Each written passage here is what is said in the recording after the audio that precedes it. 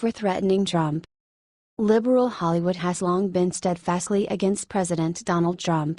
But Johnny Depp crossed a line when he openly mused about the assassination of President Trump. According to the Daily Mail, during this year's Glastonbury Festival in the United Kingdom, Depp took the stage and asked the cheering audience, "When was the last time an actor assassinated a president?" Funny enough, at the time of this egregious threat, comedian Kathy Griffin was already under fire for posting a picture of herself holding a bloody and decapitated head that looked like Mr. Trump. Recognizing the Griffin controversy, Depp prefaced his assassination comment by telling the audience, "This is going to be in the press and it'll be horrible, but I like that you're all a part of it." In the wake of this threat, Depp was forced to apologize for his comments. "It did not come out as intended, and I intended no malice. I was only trying to amuse, not to harm anyone," Depp said. This controversy brought the public's attention to Depp's own personal problems, not just his ill-fated remarks. Joel and Robert Mandel of the Mandel Company sued Mr. Depp in 2017 over his compulsive spending habits. According to the Mandels, who used to represent Depp as his managers, claim that Depp spends $2 million a month and once spent $75 million in order to purchase 14 different residences all over the world. Depp's ex-wife Amber Heard has also accused her former husband of being an abusive alcoholic. Heard summed up Depp as simply scary. Official court documents quote Heard as saying, "His relationship with reality oscillates depending on his interaction with alcohol and drugs. Johnny has a long-held and widely acknowledged public and private history of drug and alcohol abuse. He has a short fuse. He is often paranoid and his temper is exceptionally scary." So far, Depp has not faced any charges for his very public assassination threat against President Trump. Depp's Glastonbury Festival comments have been joined by Missouri lawmaker and Democrat Maria Chappelle Nadal, who wrote on Facebook, "I hope Trump is assassinated." For these words, Chappelle Nadal has been denounced by Missouri Republicans and Democrats alike. Some have even demanded that Chappelle Nadal be removed from the Missouri Senate. Currently, it looks like this controversial Democrat will actually remain in the Senate. In February of this year, a liberal media outlet was forced to report that over 12,000 assassination tweets have been posted since Donald Trump was elected in November 2016. The Secret Service is taking these threats very seriously. The mainstream media isn't. As evidence, look no further than how the media have not only dropped the story about Depp's comments, but also how CNN put down the welcome mat for Tommy DiMassimo. In 2016, DiMassimo, an unhinged Black Lives Matter supporter, rushed Donald Trump during a campaign stop in Dayton, Ohio. He was not charged with any serious crimes and remains unrepentant. All assassination threats against President Trump should be taken seriously. Regardless of celebrity standing or age, no one is above the law. An assassination threat is an assassination.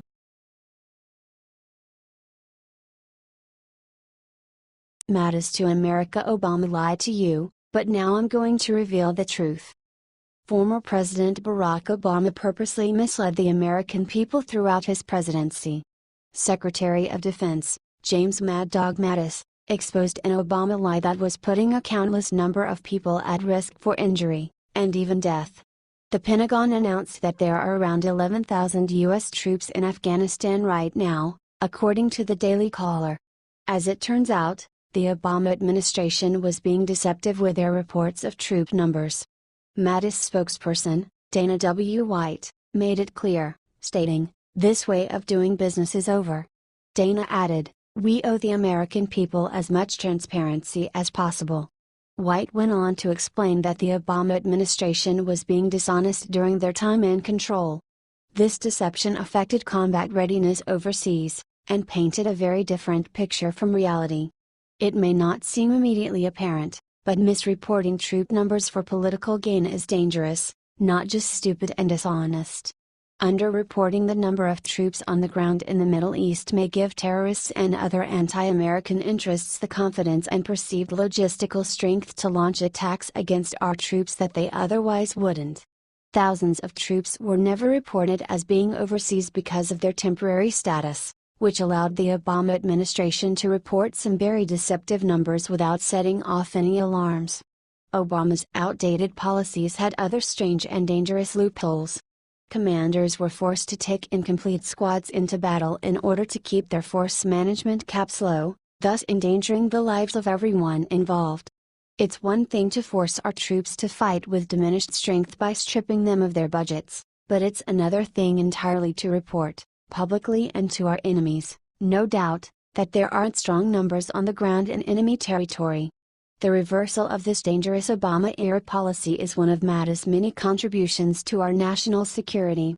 It'll still be some time before we learn the full scope of Mattis' intentions for replacing old, ineffective policies, but it's already clear that he has processes in place to replace bad policies with more efficacious ones of his own. Obama and company would often use their low troop numbers as a drawdown strategy to try and manipulate situations to their liking. This kind of behavior, treating our American soldiers like they are players on a risk board game and not real people with families at home waiting for them, is coming to an end.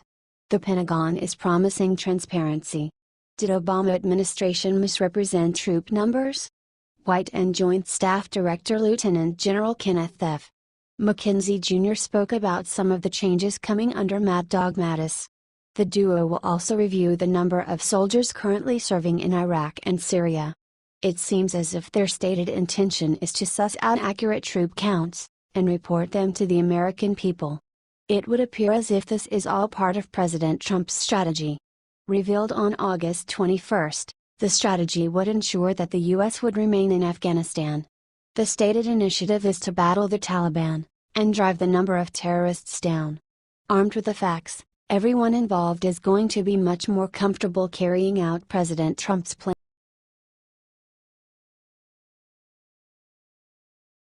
Allure new Benghazi revelation implicates Barack Obama, media silent. We take the time today to remember not only the Americans who died in the tragic September 11 attacks, but also the 4 brave men who died defending an American embassy from an attack in Benghazi. On September 11, 2012, 4 Americans died in 2 American government facilities in Benghazi, Libya. Reactions were strong, and the Obama administration found itself taking the blame for ignoring security concerns prior to the attack. A Special Forces colonel recently revealed that a rescue team was on their way to Benghazi at the time, but were told to stand down, very possibly by former President Obama, according to PJ Media. The Islamic militant group Ansar al-Sharia was responsible for the 8-hour attack, which started around 9:40 p.m. on September 11, 2012. The militants first targeted the American embassy in Libya, resulting in the deaths of U.S. Ambassador Christopher Stevens, and U.S. Foreign Service Officer Sean Smith. The attacks continued throughout the night, and around 4 a.m. on September 12, Ansar al-Sharia fighters were launching mortar shells at a CIA complex in Libya. CIA contractors Glenn Doherty and Tyrone S. Woods died in the mortar strikes. The mishandling of the Benghazi embassy attack was, perhaps, the greatest embarrassment of the Obama administration, as well as the Hillary Clinton State Department. In a series of congressional investigations and hearings held after the 2012 attack, we learned that the Obama administration failed in their duties to adequately protect American assets in an extremely volatile region. Strategic assets were pulled out of Libya shortly before the attack, and the State Department was unable or unwilling to act on essential intelligence, which suggested that an attack was imminent.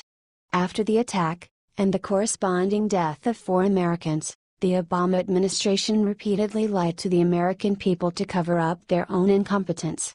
It is bad that the Obama administration failed to adequately secure their assets in a war-torn nation, but Colonel Andrew Wood is accusing the former president of much worse.